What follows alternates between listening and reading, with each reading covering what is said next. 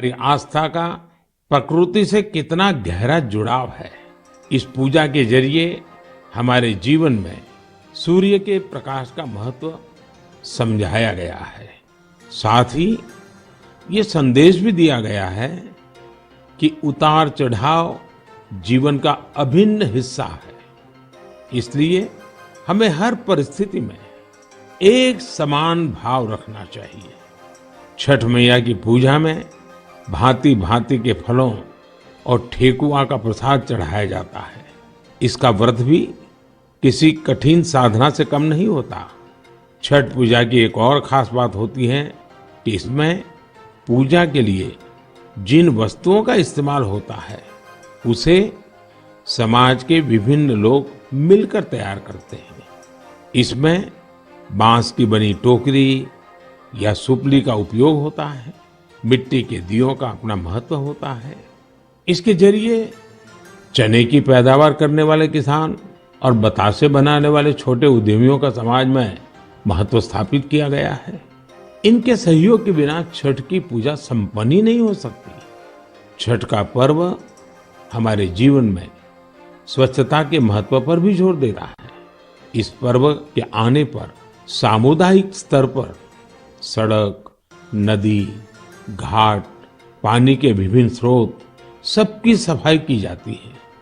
छठ का पर्व एक भारत श्रेष्ठ भारत का भी उदाहरण है। आज बिहार और पूर्वांचल के लोग देश के जिस भी कोने में हैं, वहां धूमधाम से छठ का आयोजन हो रहा है। दिल्ली, मुंबई समेत महाराष्ट्र के अलग अलग जिलों और गुजरात के कई हिस्सों में छठ का बड़े पैमाने पर आयोजन होने लगा है। मुझे तो याद है पहले गुजरात में उतनी छठ पूजा नहीं होती थी, लेकिन समय के साथ आज करीब करीब पूरे गुजरात में छठ पूजा के रंग नजर आने लगे। ये देखकर मुझे भी बहुत खुशी होती है। आजकल हम देखते हैं विदेशों से भी छठ पूजा की कितनी भव्य तस्वीरें आती हैं। यानी भारत की समृद्ध विरासत, हमारी आस्था दुनिया के कोने कोने में अपनी पहचान बढ़ा रही है। इस महापर्व में शामिल होने वाले हर आस्थावान को मेरी तरफ से बहुत बहुत शुभकामनाएं। मेरे प्यारे देशवासियों, अभी हमने पवित्र छठ पूजा की बात की, भगवान सूर्य की उपासना की बात की, तो क्यों न सूर्य उपासना के साथ साथ आज हम उनके वरदान की भी चर्चा करें। सूर्य देव का ये वरदान है सौर ऊर्जा, सोलर एनर्जी। आज एक ऐसा विषय है जिसमें पूरी दुनिया अपना भविष्य देख रही है और भारत के लिए तो सूर्यदेव सदियों से उपासना ही नहीं, जीवन पद्धति के भी केंद्र में रह रहे हैं। भारत आज अपने पारंपरिक अनुभवों को आधुनिक विज्ञान से जोड़ रहा है। तभी आज हम सौर ऊर्जा से बिजली बनाने वाले सबसे बड़े देशों में शामिल हो गए हैं।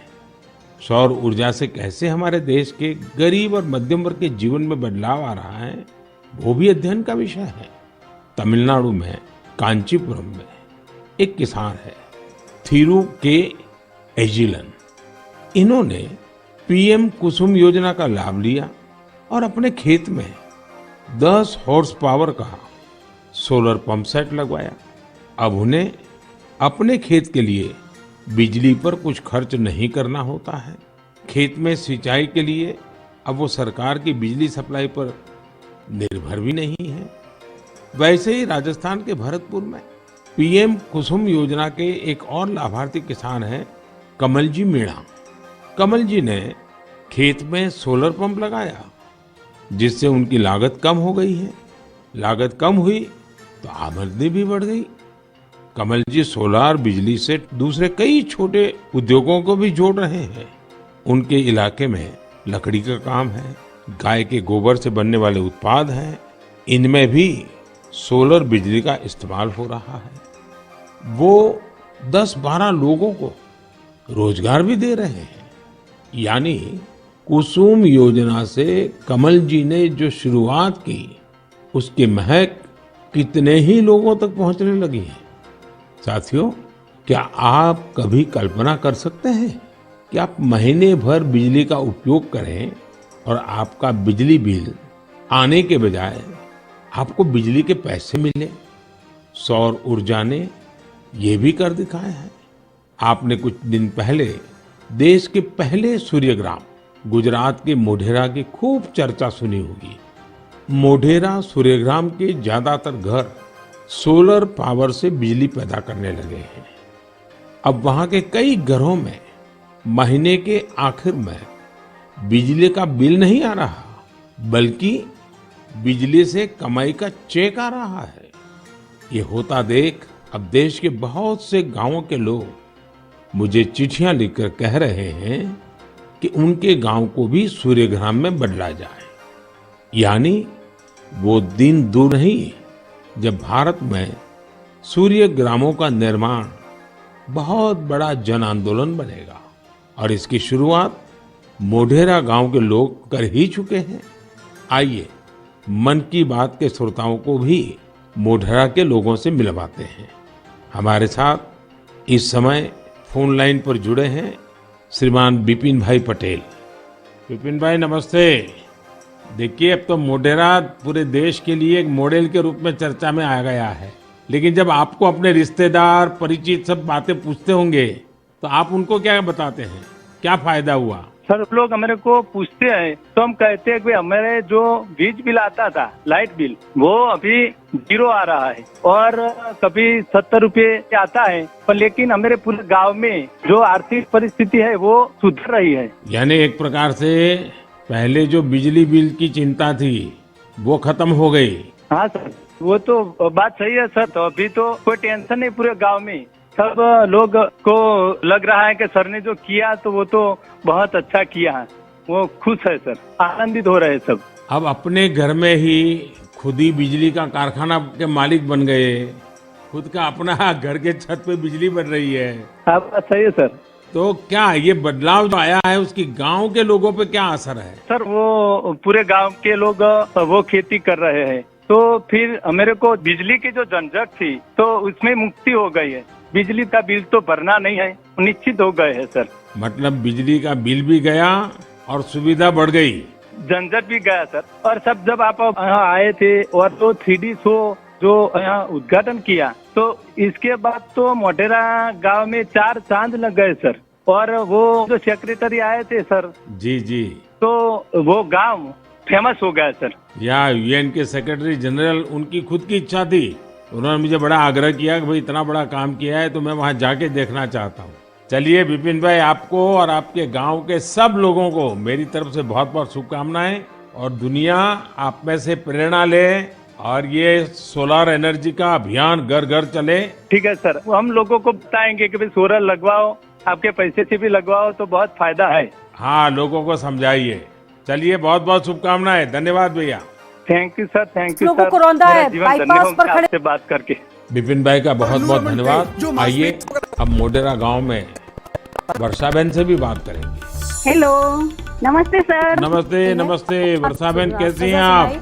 बहुत अच्छे हैं सर, आप कैसे हैं? मैं बहुत ठीक हूँ। हम धन्य हो गए सर आपसे बात करके। अच्छा वर्षा बहन, हाँ, आप मोढेरा में, आप तो एक तो फौजी परिवार से हैं। फौजी परिवार से हूँ मैं, आर्मी एक्समैन की वाइफ बोल रही हूँ सर। तो पहले हिंदुस्तान में कहाँ कहाँ जाने का मौका मिला आपको?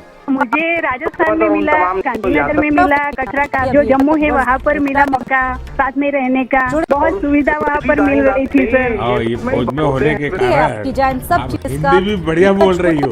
हाँ, सीखा है सर। मुझे बताइए, मोढेरा में जो इतना बड़ा परिवर्तन आया, ये सोलर रूफटॉप प्लांट आपने लगवा दिया, जो शुरू में लोग कह रहे होंगे तब तो आपको मन में आया होगा ये क्या मतलब है, क्या कर रहे हैं, क्या होगा, ऐसे थोड़ी बिजली आती है, सब बातें हैं कि आपके मन में आई होगी। अब क्या अनुभव आ रहा है, इसका फायदा क्या हुआ है? बहुत सर, फायदा तो फायदा ही फायदा हुआ है सर। हमारे गांव में तो रोज दिवाली मनाई जाती है आपकी वजह से। 24 घंटे हमें बिजली मिल रही है, बिल तो आता ही नहीं है बिल्कुल। हमारे घर में हमें इलेक्ट्रिक सब चीजें घर में ला रखी है सर, सब यूज कर रहे हैं हम आपकी वजह से सर। बिल आता ही नहीं है तो हम फ्री माइंड से सब यूज कर सकते हैं ना। ये बात सही है, और आपने केदारनाथ बिजली मंदिर का अधिकतम उपयोग करने के लिए भी मन बना लिया है।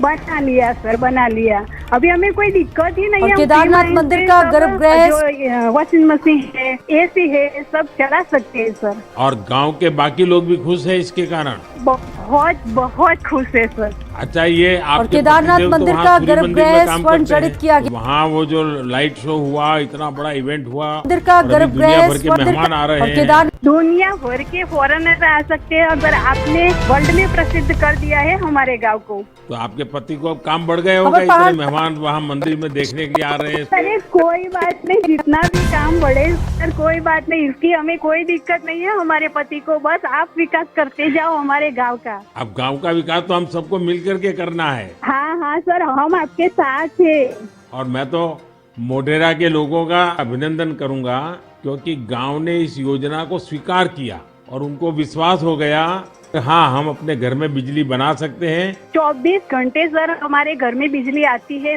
और हम बहुत खुश हैं। चलिए, मेरी आपको बहुत शुभकामनाएं हैं। जो पैसे बचे हैं, इसका बच्चों के भलाई के लिए उपयोग कीजिए। उन पैसों का उपयोग अच्छा हो ताकि आपका जीवन को फायदा हो। मेरी आपको बहुत शुभकामनाएं हैं। और सब मोढेरा वालों को मेरे नमस्कार। साथियों, वर्षा बहन और विपिन भाई ने जो बताया है, वो पूरे देश के लिए, गांवों शहरों के लिए एक प्रेरणा है। मोढेरा का ये अनुभव पूरे देश में दोहराया जा सकता है। सूर्य की शक्ति अब पैसे भी बचाएगी और आय भी बढ़ाएगी। जम्मू कश्मीर के श्रीनगर से एक साथी हैं मंजूर अहमद लईवाल। कश्मीर में सर्दियों के कारण बिजली का खर्च काफी होता है। इसी कारण मंजूर जी का बिजली का बिल भी 4,000 रुपये से ज्यादा आता था। लेकिन जब से मंजूर जी ने अपने घर पर सोलर रूफटॉप प्लांट लगवाया है, उनका खर्च आधे से भी कम हो गया है। ऐसे ही ओडिशा की एक बेटी कुन्नी देवरी सौर ऊर्जा को अपने साथ साथ दूसरी महिलाओं के रोजगार का माध्यम बना रही है। कुन्नी ओडिशा के केंदुझर जिले के करदापाल गांव में रहती है। वो आदिवासी महिलाओं को सोलर से चलने वाली रीलिंग मशीन पर सिल्क की कताई की ट्रेनिंग देती है। सोलर मशीन के कारण इन आदिवासी महिलाओं पर बिजली के बिल का बोझ नहीं पड़ता और उनकी आमदनी हो रही है। यही तो सूर्यदेव की सौर ऊर्जा का वरदान ही तो है। वरदान और प्रसाद तो जितना विस्तार हो उतना ही अच्छा होता है। इसलिए मेरी आप सबसे प्रार्थना है, आप भी इसमें जुड़े और दूसरों को भी जोड़े। मेरे प्यारे देशवासियों, अभी मैं आपसे सूरज की बातें कर रहा था। अब मेरा ध्यान स्पेस की तरफ जा रहा है। वो इसलिए क्योंकि हमारा देश सोलर सेक्टर के साथ ही स्पेस सेक्टर में भी कमाल कर रहा है। पूरी दुनिया आज भारत की उपलब्धियां देखकर हैरान है। इसलिए मैंने सोचा मन की बात के श्रोताओं को ये बताकर मैं उनकी भी खुशी बढ़ाऊं। साथियों, अब से कुछ दिन पहले आपने देखा होगा, भारत ने एक साथ 36 सैटेलाइट्स को अंतरिक्ष में स्थापित किया है।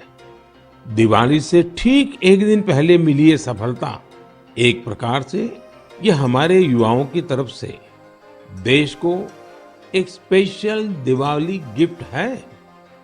इस लॉन्चिंग से कश्मीर से कन्याकुमारी और कच्छ से कोहिमा तक पूरे देश में डिजिटल कनेक्टिविटी को और मजबूती मिलेगी। इसकी मदद से बेहद दूर दराज के इलाके भी देश के बाकी हिस्सों से और आसानी से जुड़ जाएंगे। देश जब आत्मनिर्भर होता है तो कैसे सफलता की नई ऊंचाई पर पहुंचता जाता है, ये इसका भी एक उदाहरण है।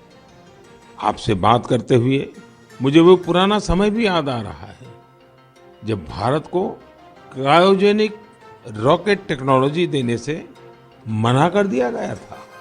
लेकिन भारत के वैज्ञानिकों ने ना सिर्फ स्वदेशी टेक्नोलॉजी विकसित की, बल्कि आज इसकी मदद से एक साथ दर्जनों सैटेलाइट्स अंतरिक्ष में भेज रहा है। इस लॉन्चिंग के साथ भारत ग्लोबल कमर्शियल मार्केट में एक मजबूत प्लेयर बनकर उभरा है। इससे अंतरिक्ष के क्षेत्र में भारत के लिए अवसरों के नए द्वार भी खुले हैं। साथियों, विकसित भारत का संकल्प लेकर चल रहा हमारा देश सबका प्रयास से ही अपने लक्ष्यों को प्राप्त कर सकता है। भारत में पहले स्पेस सेक्टर सरकारी व्यवस्थाओं के दायरे में ही सिमटा हुआ था। जब ये स्पेस सेक्टर भारत के युवाओं के लिए, भारत के प्राइवेट सेक्टर के लिए खोल दिया गया, तब से इसमें क्रांतिकारी परिवर्तन आने लगे हैं।